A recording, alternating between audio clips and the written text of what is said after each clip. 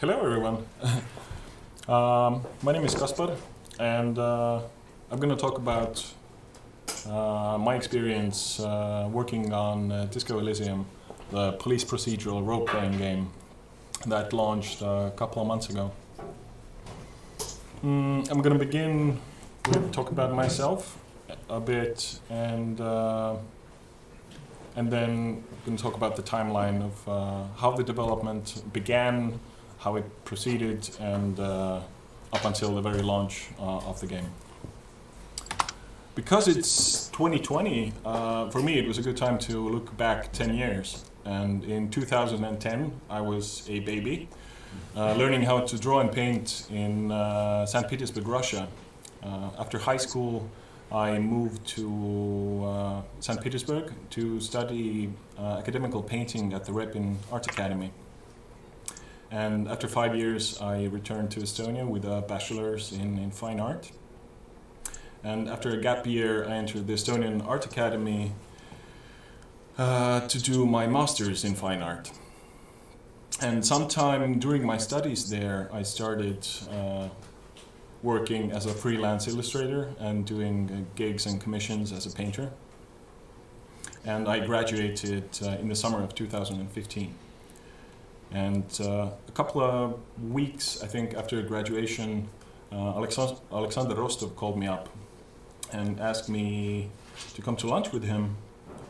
And he pitched me this idea that he and a couple of friends had been working on this project that's really completely unique in Estonia, and would I like to be part of that? I told him I'll think about it, and then I said yes, sure, of course.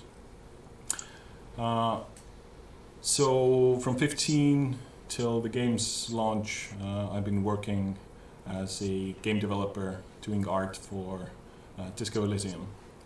Also in 2016, a couple of friends, Sander Mölder and Peeter Ehala, we started a record company that grew out of a series of parties called Dix, and I started my freelance career making posters for them. And sometime in 2017, I started traveling every week to Tartu to teach drawing, and in 2018 I started working full-time at the Pallas University of Applied Sciences as the head of the painting department, and this is my main focus right now. Also in 2017, I started organizing weekly drink and draw events here in Tartu, which was started by Anton Vuks, who runs the events in Tallinn and all over Estonia. And as you can see from this timeline, I'm heading towards really ugly burnout. But with this presentation, I had all these videos and animated GIFs in there, but we're looking at a PDF, so I'm going to Alt-Tab into a video, and to get into the mood, I thought we'll look at the launch trailer.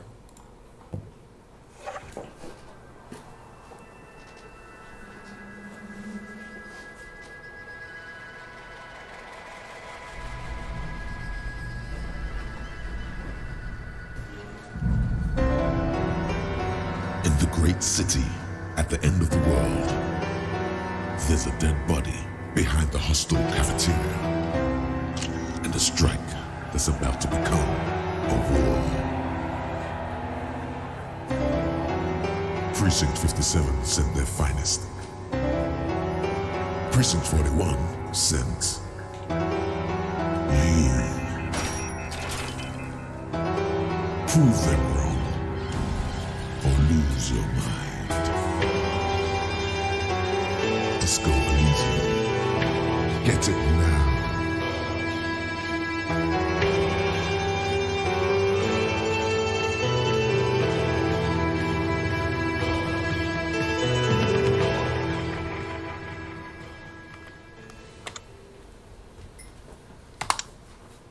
So yeah, it launched on the 15th of October, and immediately the feedback was extremely positive. And a couple of weeks later, this is what we were looking at. So I think we were really lucky with timing, and the product itself seems to have touched a lot of players. But the development time was 5 years, and in the beginning it wasn't Disco Elysium. Some people have heard of No Truce with the Furies, which was the first name that we went public with. But also, if you see this Thorson and McLean, the role-playing game, I took this from the email excerpt that I got from the art booklet that launched a couple of weeks ago. And this was from an email that Robert Kurvits, the lead designer and creator of this world, Elysium, where the Disco Elysium game takes place in, he sent the first outline of this police procedural role-playing game to his friend, who later became the executive producer for Disco Elysium at Zaum, Kaur Kender. And in a nutshell, I think the way we began, it started with this pitch in late October 2014, and it included this detailed world with a very strong vision that was very different from other role-playing games that we had seen. And the aim was nothing less than complete world domination and world revolution. The next step for us as developers was to do a lot of research, and after that get into prototyping and do different iterations of the prototypes. What helped here was really strong art direction. The art director is Alexander Rostov, who studied painting right here in Tartu at the Tartu University. And he brought really high standards and really excellent quality control to the art side of the project. After that, it was a lot of polish and quality control and more polish, all before the game finally launched a couple of months ago. And the 5-year development timeline looks something like this. In 2014, the first email, and then first half of 2015, a small team was working on this pitch document. It was a really beautiful little PDF with a lot of art by cool artists like Yuri Saks and Alexander Rostov, who did these early concepts for the game world, and a lot of writing by Robert and friends. But what also happened in 2015, early spring, I think it was somewhere in May, the role-playing game Pillars of Eternity came out. And this game was kickstarted, so there was a lot of talk on the internet already for some time. And before I got involved with Disco Elysium, I had already played the game, so I was really primed for this type of isometric role-playing game. And only a couple of months later, after Pillars came out, I had already finished the game a couple of times, and that's when Rostov called me and asked me if I want to be part of this project. So, as I said before, the first step was research. What was really cool with Pillars of Eternity and their Kickstarter project was that they did these development blogs where they explained how they were making the game work. With Disco Elysium, or the game that becomes Disco Elysium, I think it's important to note that none of us had worked on games before. Like if you take Robert, he's a novelist. Alexander Rostov, he's an illustrator and a painter. I come from a fine art background with no game development experience. And there were a few more artists and writers on the team. So it was really funny during the first job interviews when a couple of artists and writers tried to hire the lead programmer for the game to start building this really awesome concept into an actual video game. So yeah, we would look at these YouTube videos and try to figure out how they made this thing happen. Early on, we knew that we want to make a isometric video game that looks like this top-down sort of dollhouse view, just like the good old role-playing games like Fallout, Baldur's Gate, Icewind Dale's, Planescape Torment. We knew that they had pre-rendered flat backgrounds with three-dimensional characters on top, but we didn't necessarily know how to design a game like that. So research, looking at all this stuff and trying to figure out the math behind that. Before I got there, they hired this really cool technical artist guy called Siim Raidma, and he's the literal weather maker for the game. He started working on the shaders to try to prototype this thing in Unity, which was our chosen game engine. And a lot of more YouTube videos and a lot of trying out different things early on. So while we were doing research, we already started doing sort of demoing the technical side and trying to see how that's going to look inside the game engine. And meanwhile, I was starting concepting some things for the game. Now, I come from fine art background, and I had worked digitally for a while, and as an illustrator, I was also working with Photoshop most of the time, but I realized when I started working there that I'm not yet very comfortable working digitally. So it was really, really difficult at first, and Rostov and Siim both were really helpful for getting used to working with Photoshop and learning 3D in Blender. Sadly, I have some GIFs here. For example, this thing should be animated. This was one of the early lighting demos that we published on our dev blog.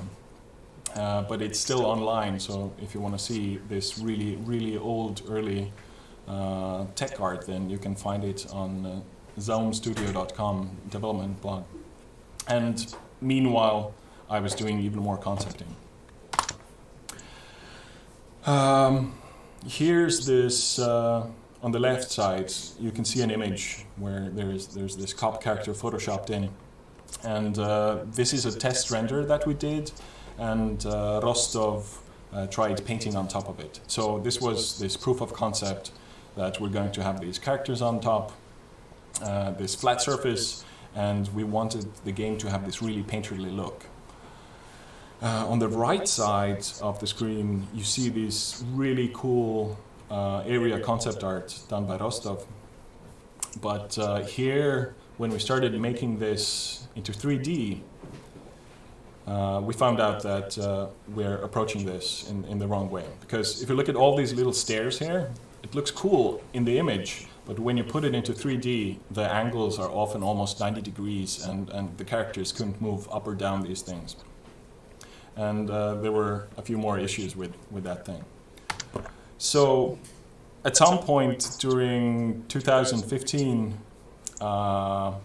we had to face the fact that we had bitten off a little bit more than we can chew.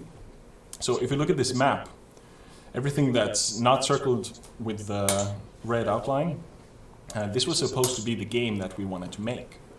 This was not Disco Elysium. This was a completely other game. This was 6 times larger, and our early estimates were that, yeah, we're going to finish this thing in like a year and a half, 2 years, 3 years tops. But after a year of development, we realized that no, this is not realistic. So we decided to focus on this one area. That's Martinez, and that's the world that you see in Disco Elysium.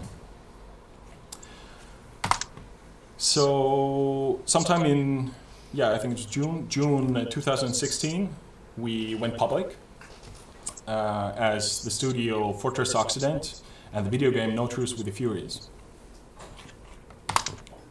And from there on, you can find a lot of information how we were developing the game and the early mistakes we made and what we were thinking about as we were doing this. Pretty much up until the launch, there's a lot of detailed information about the game world, about this specific game, how we were creating characters, the environments, everything. And sometime in 2018, we changed the name to Disco Elysium and returned to the name Zaum, which was actually the name of the collective of artists that initiated the project, headed by Robert and Rostov. And pretty much a year and a half after that, it was 15 October, and we launched Disco Elysium with universal acclaim. The feedback has been kind of insanely positive, and we just got like 4 Game Awards, Time Magazine, all these journals that have not very much to do with game development also gave us praise.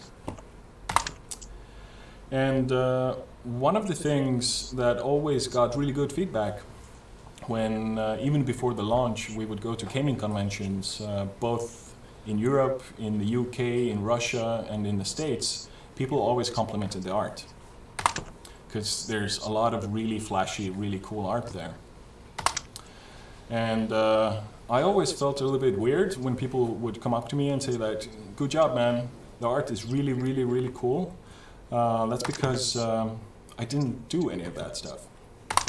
Because most of the stuff that you see, the promotional materials, these really flashy paintings, these are all done by Rostov. And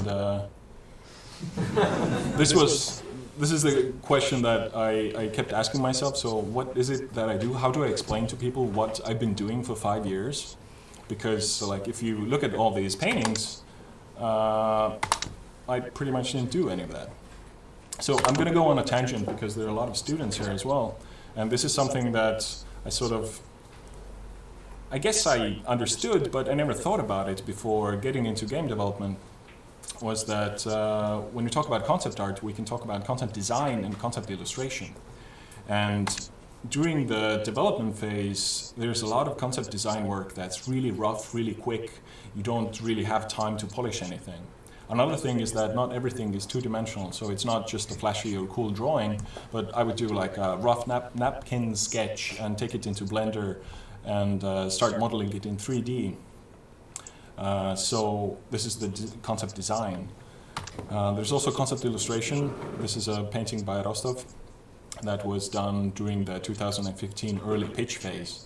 This is eminent domain, this area that's not in Disco Elysium, but it's part of this world, part of the city of Ravachol. So I guess I can say that I did concept design mostly. And I also did some character art and lots of environments and some in-game assets. I did like 200 inventory icons that went into the game.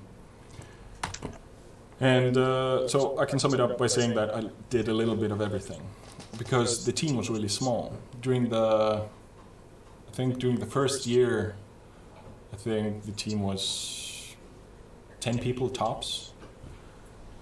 So really a skeleton crew. But also during the years when I've gone to different conventions where entertainment, video game and film and animation artists come together, then one of the things that I've come to understand is that when you compare my experience at Zaum with big studios, I had an insane amount of creative freedom. Because usually big studios, they have big departments with like tons of artists, writers are separate, coders are separate, but we were all crammed together into this really, really small space, and we would talk about the game all the time, and we would have these meetings where we would discuss game design, where we would discuss the narrative impact, and sort of everybody had a say, and it was really cool that way. Very important part for me is that the team was really supportive and talented. And when I said before that the pitch was really strong, the game's vision was really ambitious, and this was something that kept us all motivated all through the 5 years. Like there were easier times and more difficult times, and there was some crunch time, but people would come in over the weekend and they would be excited about what they're going to do that day. And on our Scrum meetings in the morning, we would throw around this stuffed Spider-Man ball, and everybody would say what they're doing, what they did yesterday, what they're going to do today, and if they have any kind of difficulties with anything, and somebody else could pitch in and help them out. So I'm going to get more technical a bit and talk about the pipeline. The pipeline essentially is basically the system, the sequence, how we come from a concept and get something into the game. And the game engine we used was Unity. How to get from this concept on the left to this animated GIF on the right that's not animated because we're looking at a PDF. So my expectation when I got into the project as an artist was that I'm going to sketch something on Photoshop, and we're going to go into 3D, model the thing, we're going to render it, and then we're going to put it into Unity. But the reality turned into something like this.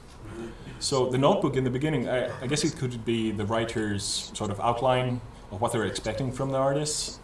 But I've also found that even though most of the work was digital, the very early stages for me were easiest with pen and paper. So I would do the roughest sketches just on a napkin or a piece of paper, and then I would take a photo of that thing and take it into the computer. Then I would do, let's say, a really rough block-in if we're talking about environments.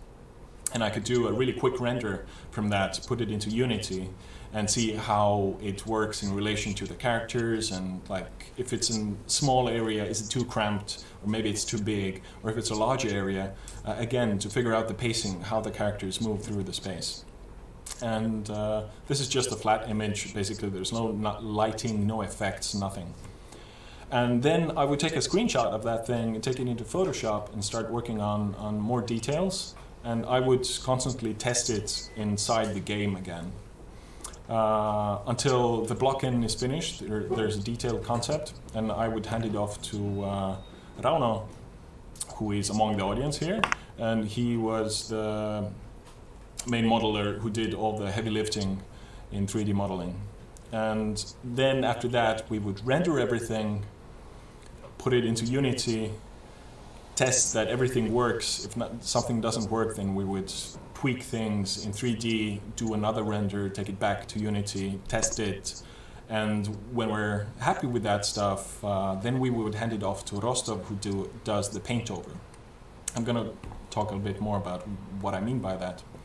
And in the end, everything, the painted backgrounds, everything go into Unity, the game engine, and then we would work on lighting and all kinds of extra effects and to make the world come to life.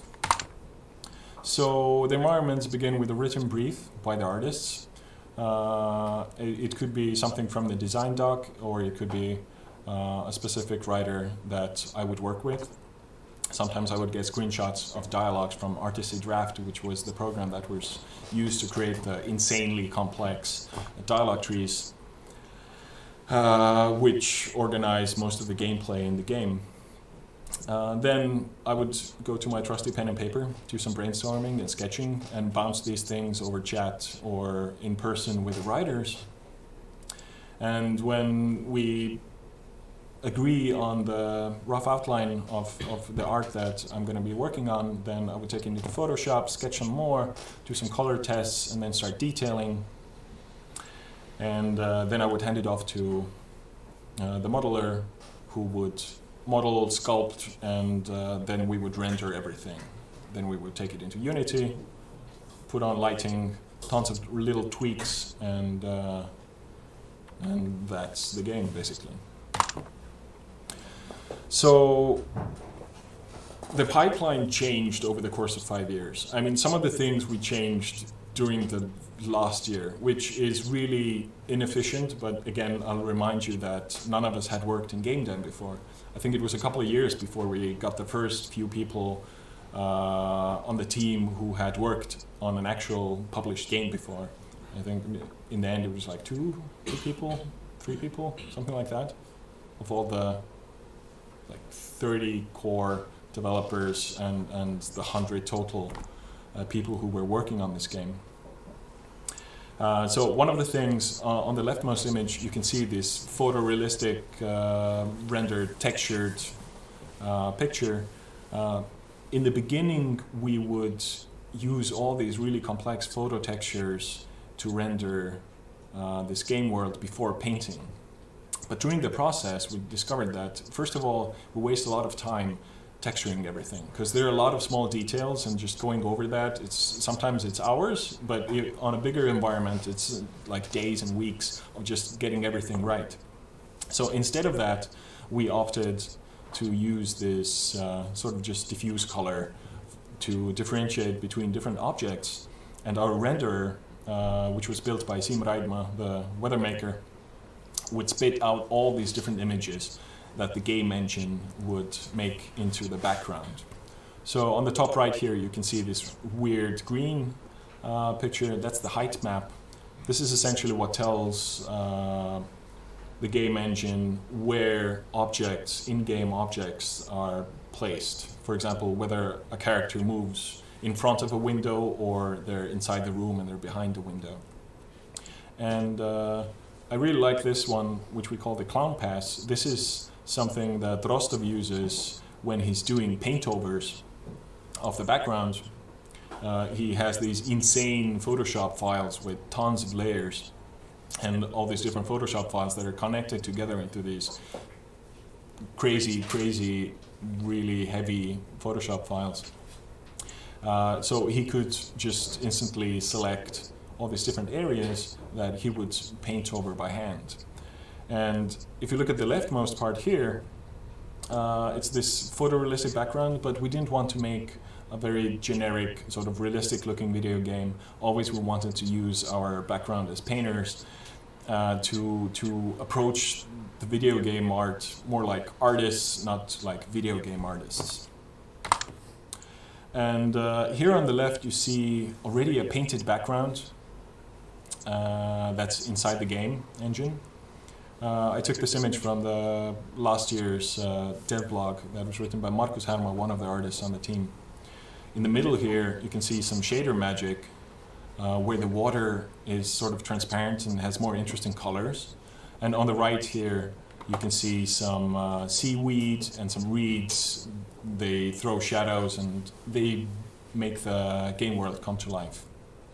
On the right is a more detailed image where you can see the seaweed as a separate asset, and if you place them into the water, it's going to look really nice and it all moves around. And with the soundtrack by British Sea Power, if you haven't played the game yet, like if you walk around, each area has a unique soundtrack and ambient sounds as well. So it's a really cool experience.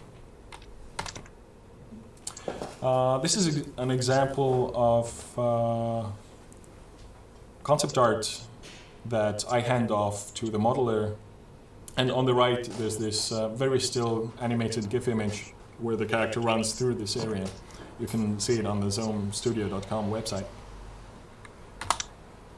But one thing that I wanted to talk about today is that some things were insanely difficult.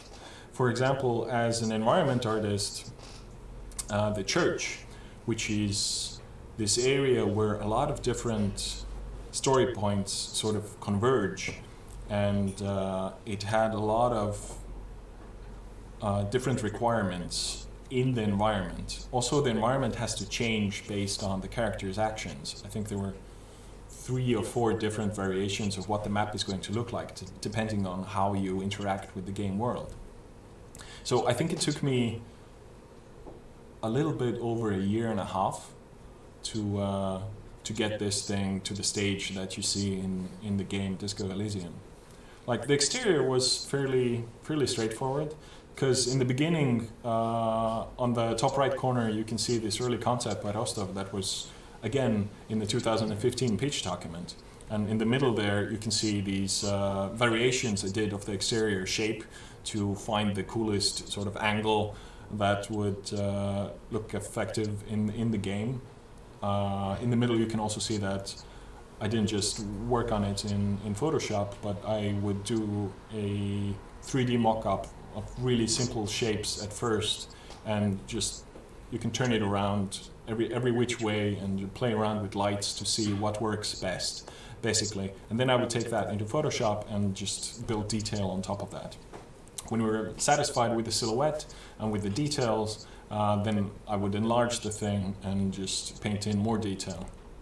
I think it was Mick Metzenit, the chief marketing officer at Zaum right now. He was working as a 3D artist then, and he modeled the whole church area.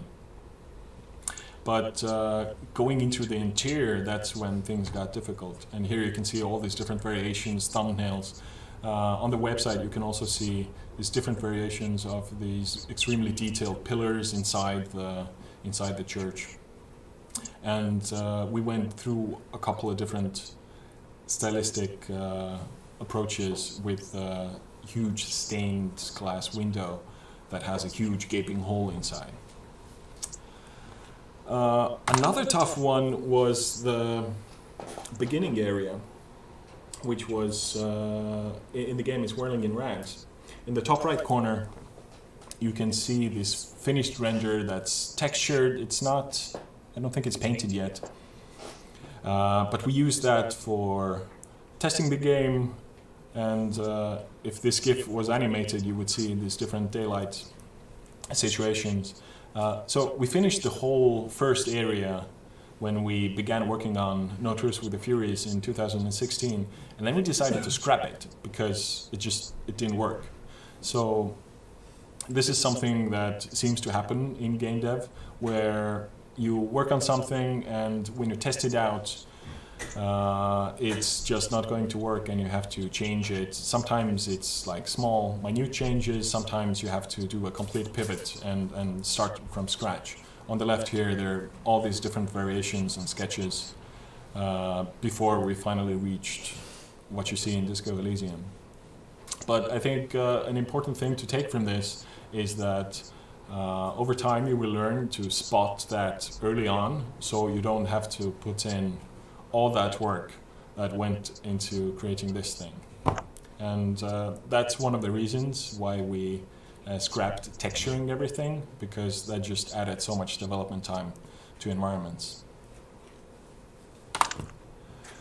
But not everything was difficult. For example, this area was fairly straightforward. Again, I would do like a really rough sketch, like somewhere in a cafe, into my sketchbook. I would take a photo and do a rough sketch in Photoshop, then do a test 3D to try it out in the game to see that everything sort of works. I would hand it off to Rauna, who would model this thing in like a day. And then it's a day of painting for Rostov, and then it's off to the coders who would put it into the game and attach every interactable thing. We're about to reach the end of this talk. I'm not going to talk much about characters, but in terms of pipeline, here you can see how the protagonist has changed over the course of the development. But what you can't see here is creating these 3D characters. Again, we started out with no prior knowledge of how characters should be modeled because they have to be animated. And if you look at some other early concept images, you see all these different police officers wearing really different clothes. And this was something that we wanted to do, to have the give the protagonist, the player, the option to switch clothes and mix and match all these crazy combinations. But we had no idea of how to do that, so we crashed and burned, I think, 2 or 3 times, and restarted the whole process of how we approach creating characters for the game. Early on, when we tried to incorporate the 3D characters into these artistic painted backgrounds, we tried blending them with the backgrounds by hand painting the normal maps. And that again turned out to be a really cool idea. The effect was really cool, but it was really time consuming. So eventually we found that if you sculpt the model in a certain way, you can get the similar effect. So that's a way faster approach, and this is what we went with.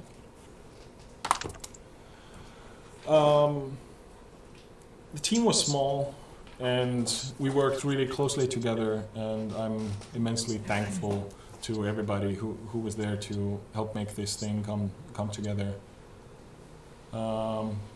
Before we end this talk, looking back now on the development time, so I've been wondering, like, what were the things that were special about this, or what I took from this experience. So one of the things is that you should always aim high. Just in the early stages, think big. For us, it was World Revolution and the best isometric role-playing game of all time. Like, nothing less. This is the only thing that we would settle for. The next thing is do your research.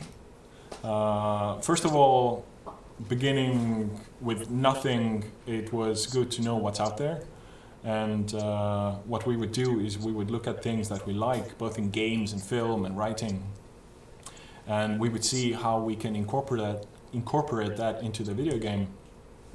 And if it's another video game, then we would like to take something from others and improve on that. So, for example, early isometric role-playing games, they would have dynamic lighting, and it's all really cool. But what we would do, we pre-rendered 4 different types of day and added to that dynamic lighting. So it's like always take something, add something, make it bigger, make it cooler. Always be critical. And if something is almost there but not quite, then consider starting from scratch. But also you should be realistic, because if you have a limited budget or you have no budget, then you sort of have to see how you spend your time. And a very important part, I think, for everyone, not only in game development, is don't be afraid to ask for help. It can be locally, like inside the studio in the first year. I would, like every 15 minutes, I would shout "Seam" when I had a question about Blender, for example, because I hadn't worked with 3D before, and he just knows everything. And yeah, I could spend 2 days going through tutorials, but with a simple thing, I could just ask someone.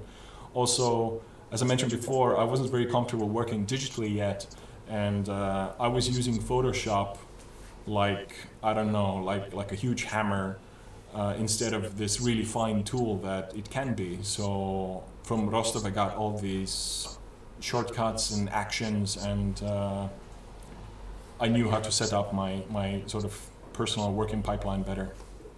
And not only locally, but you can ask for help globally, because when we didn't know something or we wanted to ask somebody something, then we just reached out, found out if there's anybody out there who could give us a hand or give us some pointers. And the game development community has been really supportive. And early on, when we went public, we got some really good feedback early on. And when we went to conventions and met other developers and players, we got some really good feedback, really good constructive criticism. So it's important to sort of ask for feedback. But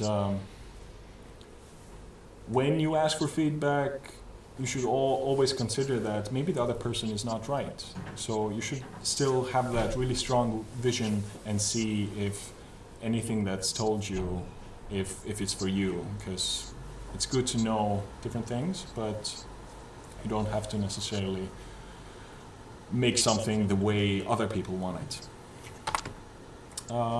Thank you. This concludes my talk.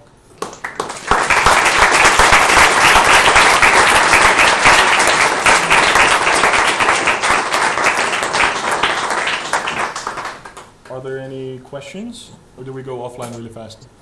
Yes. question about motivation. Okay.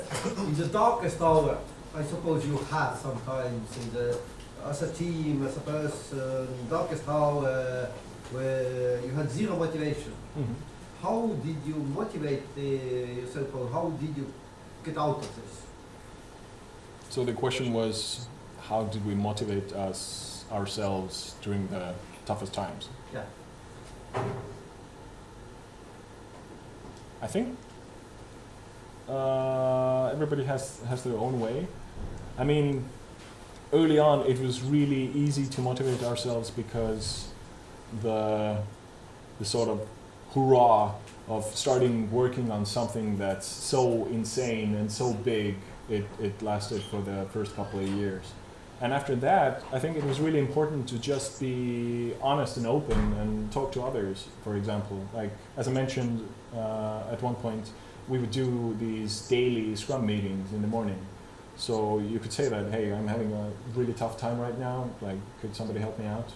And I don't know, I couldn't have done this without like support from my friends and family. And I don't know, game development can be really hard, but it can be extremely rewarding.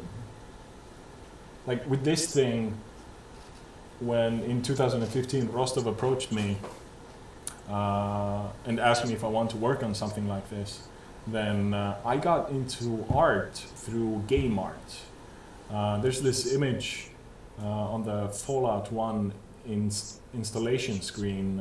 It's made by Justin Sweet, and he works closely with Vance Kovacs. They're two digital artists who make art for films and games. And I don't know, working on something like this, it's always been like a dream. And now we have this thing that came out, and I worked on this thing. It's a really cool feeling. So there were. So you said that you were working with the Unity and Blender, so I assume you were importing some models from Blender to Unity, yeah? Okay. So I just want to ask about this problem. Did you have the problem when we were importing models to Unity and the textures wouldn't come over? Only models without textures?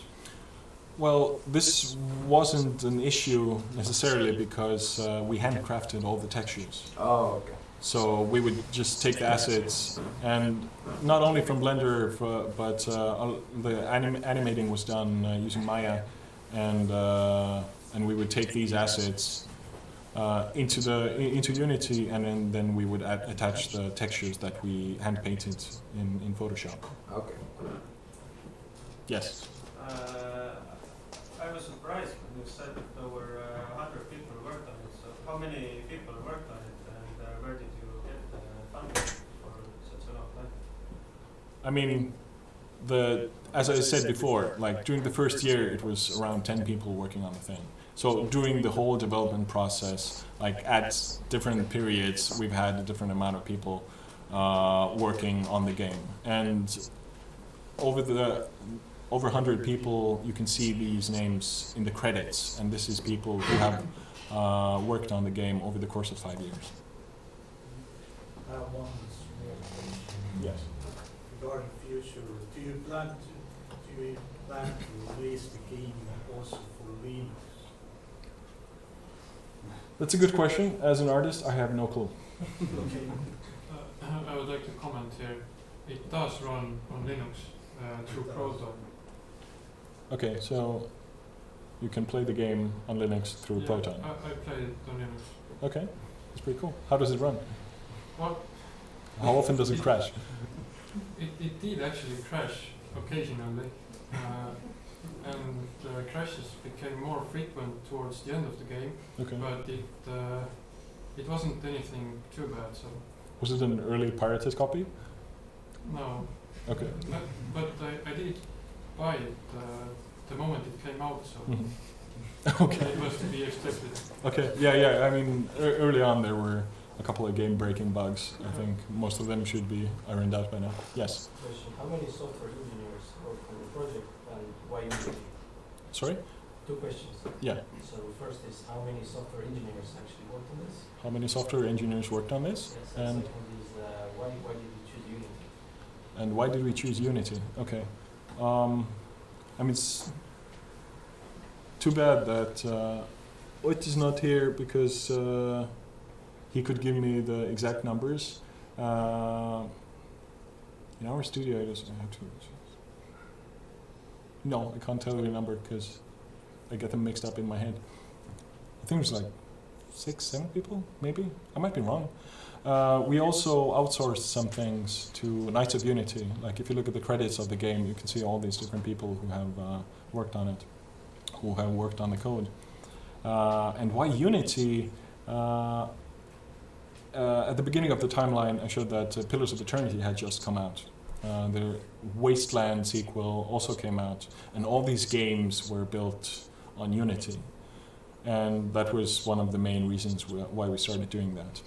And early on, we sort of hoped that maybe we can also get in touch with them and use some of their tools.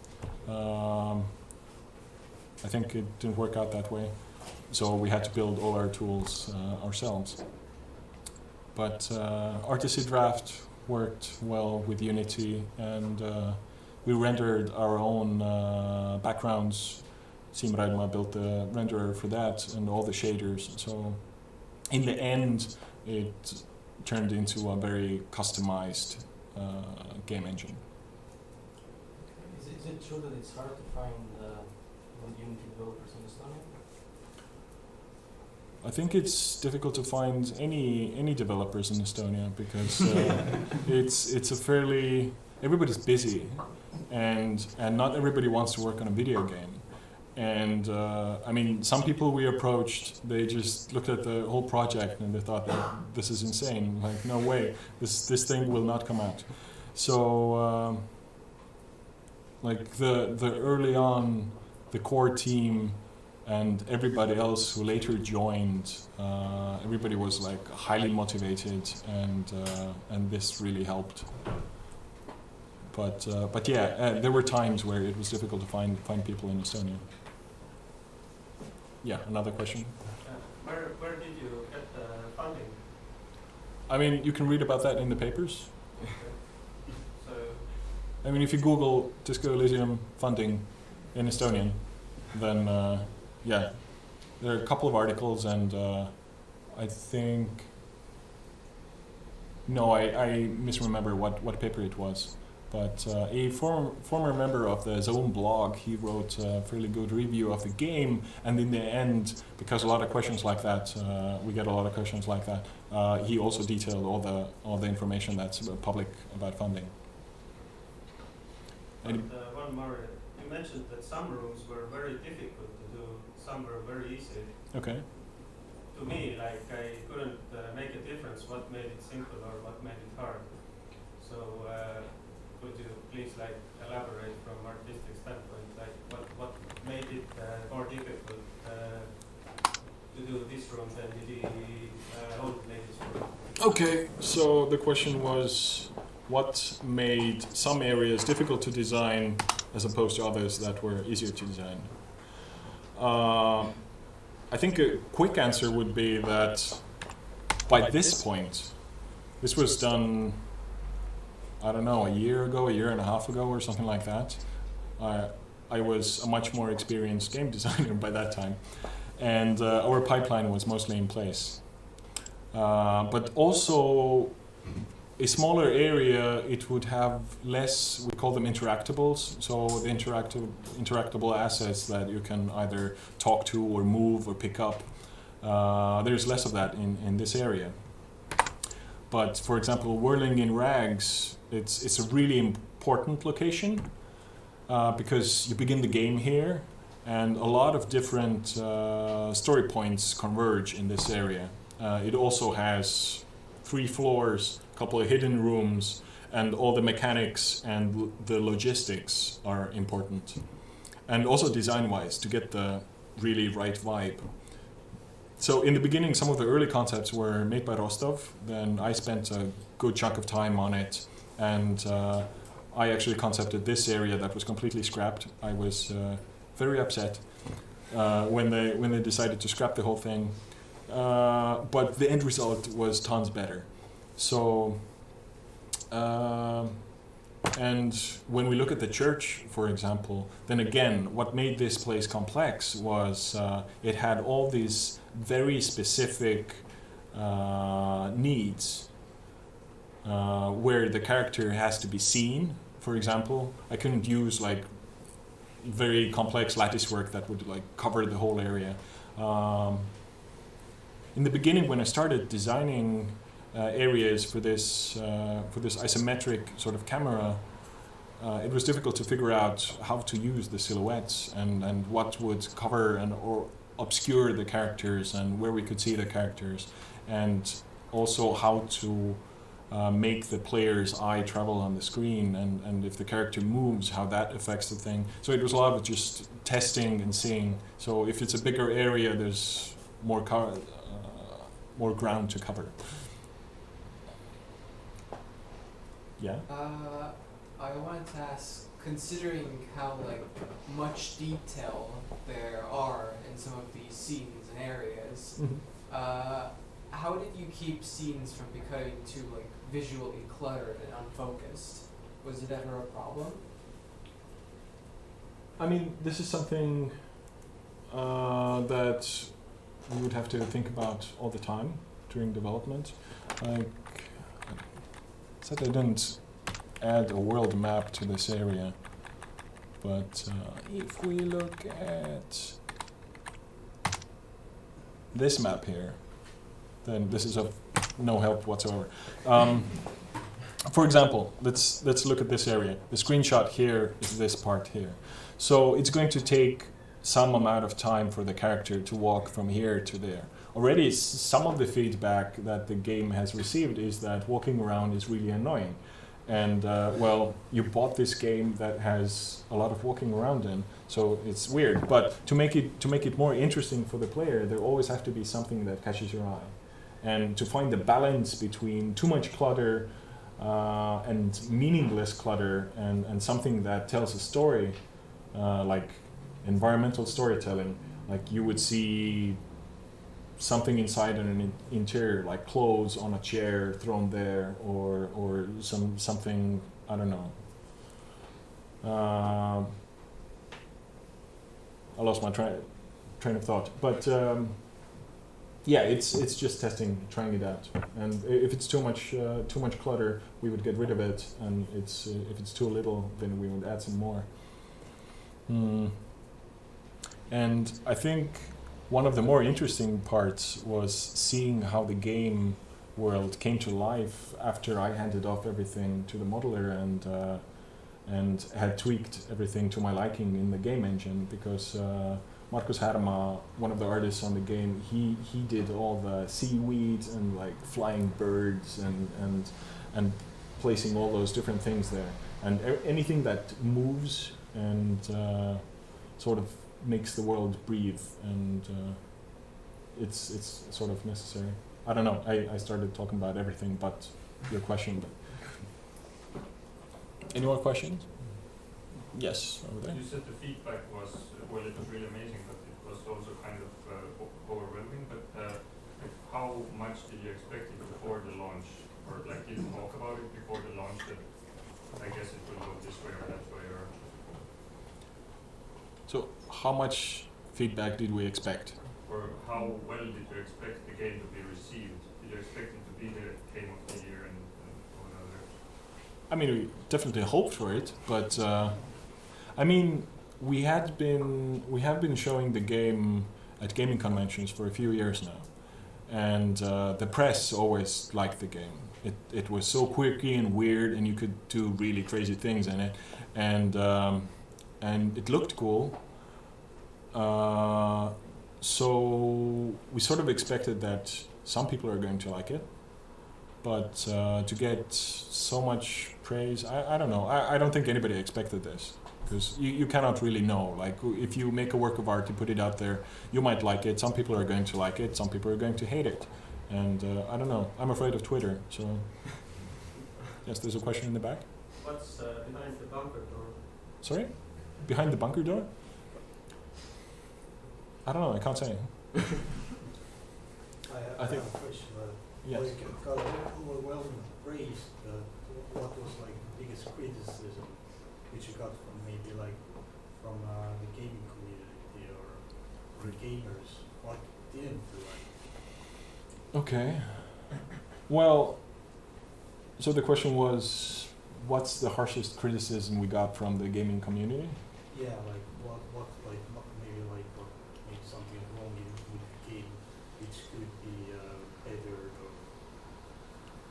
I don't know. I think I'm more critical than anybody else because I was working on this, and I don't know. For example, like we talked about the church and talked about the beginning area. Like if I could do it again, I guess I would change a few things. And otherwise, I don't know. I mean, if you create something. Again, I'm talking in abstracts. No, I can't bring anything specific out. Alright. I saw, yeah, a couple more hands. Okay. Yeah. Okay. As an artist, how much did you know about the storyline and the interactions between different characters Okay. during the process, and how did you take that into account in your work? Well, when I talked about freedom in development, then which in hindsight is kind of insane, is that with some parts of the story, we would get really detailed outlines of what the environment has to look like and what items they have to be and what the items look like and how the character interacts with them. But in some instances, I would get a really rough outline and I would create something completely my own way, and then the writers would write around that. And that's something that's really cool to take from this. Was that the question? Yeah. Yeah? Okay, cool. Did you have any custom tools, or how much did you need to modify your tools? It's kind of a unique art style, or did you just use standard Photoshop?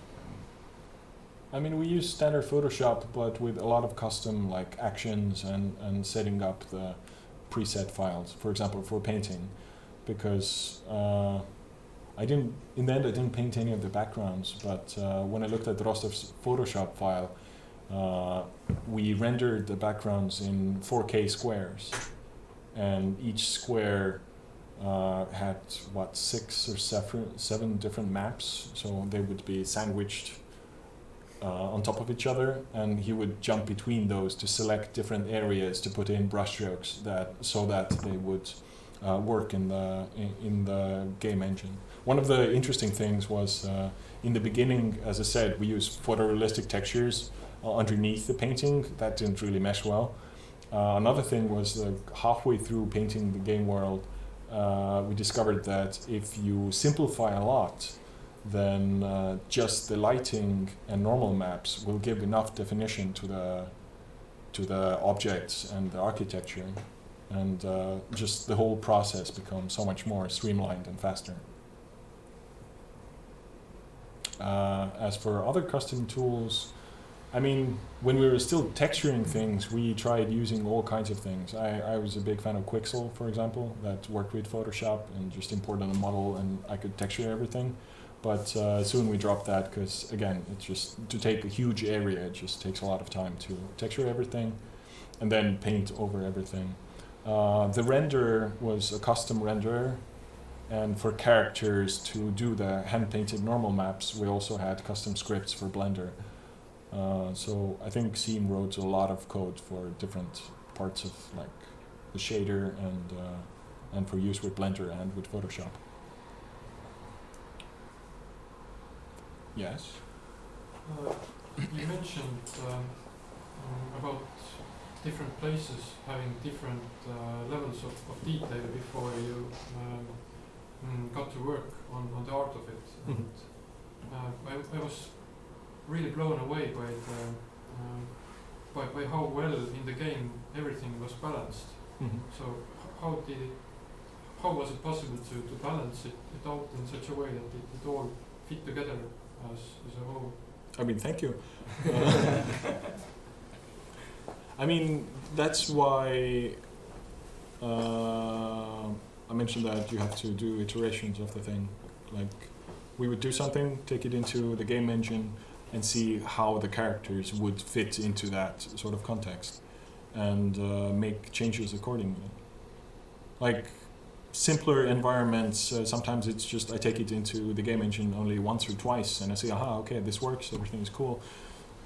A lamp here, some sound effects there, and this is going to be already very effectful. But with more complex areas, it was just more time. Like one of the reasons why the church took so much time is like how to get the architecture right, and also like all the different, like some areas have more detail, but is it too much? Is it taking too much attention? And in the end, Rostov would paint over that also. So color is going to affect, and the painting textures are going to affect what it's going to look like. So it had to have enough like sort of flat surfaces and enough more detailed areas. But this was all trial and error, basically, just trying it out. Are we out of? No, we're not out of questions. Is there any DLC coming out for the game, or this is the finished game and nothing is gonna be added? I mean, I sure hope that there's going to be a DLC, because I would like to create some more art for it. But I think even in interviews, people have said that they really want to make a sequel. So I don't think Disco Elysium is the end of the world of Elysium. But this thing took 5 years, and it was 1 million words. So I think the next one's going to take like 7 or 10 years and be like 6 million words. So I don't think it's going to be tomorrow. You are from the stream, the viewers from the stream. What was the creation of the skill system like from an artist's point of view?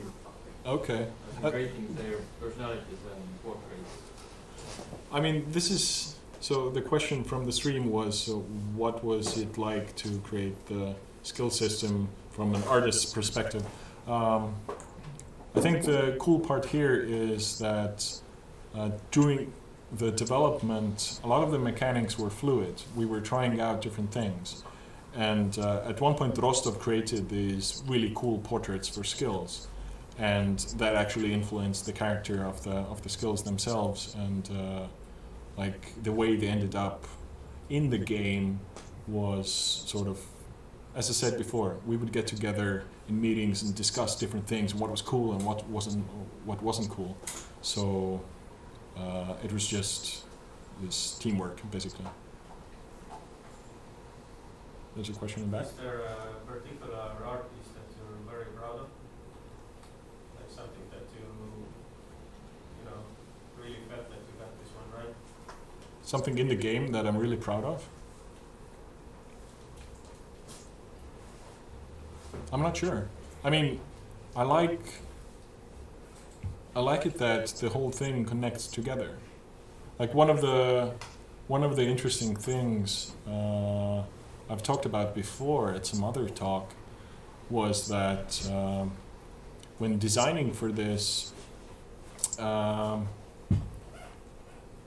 one point I realized that every area, you can look at it like this octagonal space, because there's something in front that's with their back towards the player, and there's something that faces towards the player.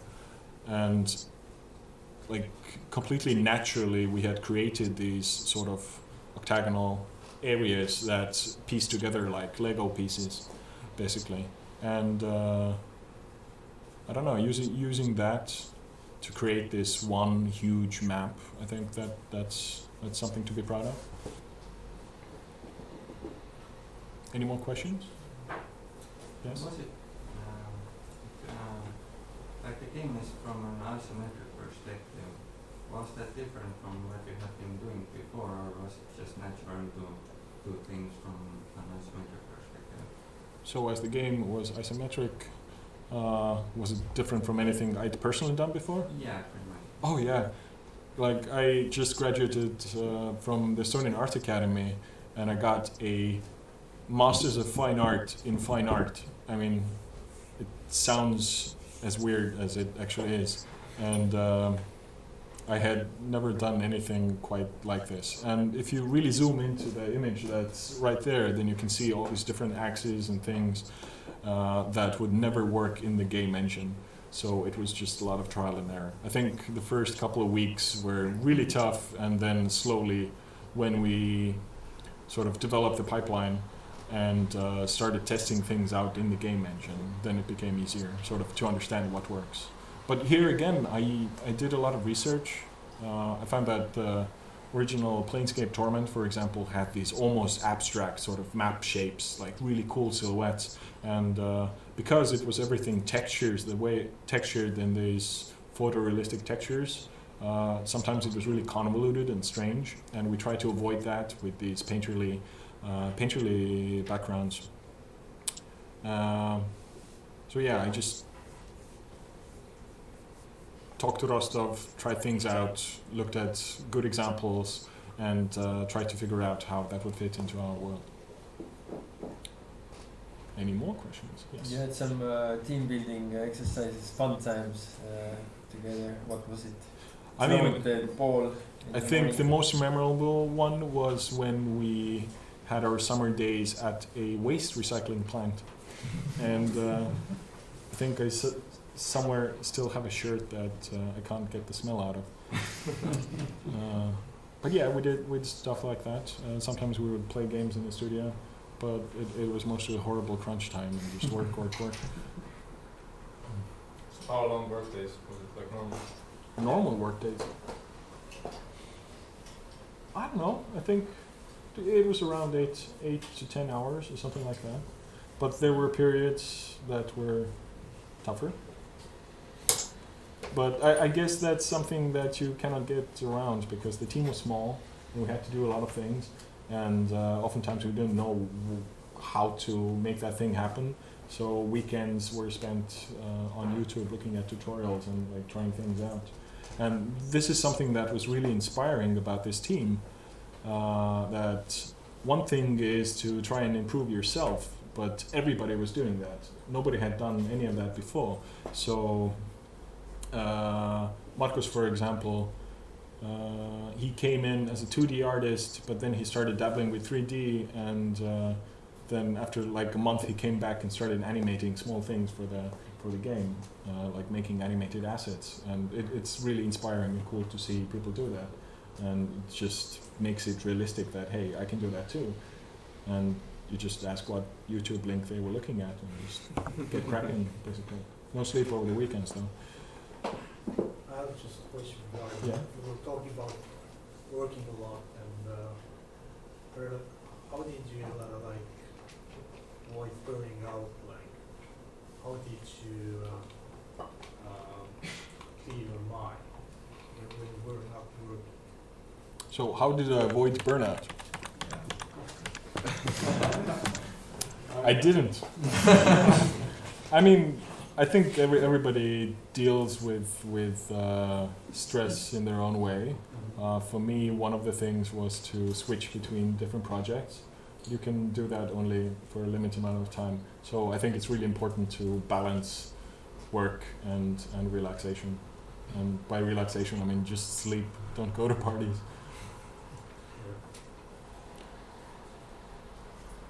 Yes? Yeah, but when the project finished, do you feel that you can rest more? Or the other things, they pile up? So do you still have work with this right now? I mean, I'm not working on anything for Zoom right now, but I'm working full-time as a teacher, and I head the painting department here at the local university, so just I have already one full-time job, and also do freelance stuff. So yeah, I think I have enough on my plate right now. Any more questions? Do we kill this stream?